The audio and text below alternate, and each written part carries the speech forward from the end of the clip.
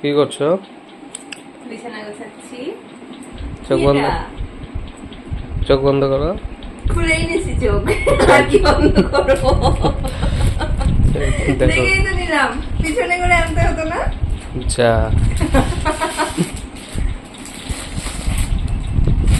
Wow, বাহ, খুব সুন্দর হয়েছে। মাছ হ্যাঁ।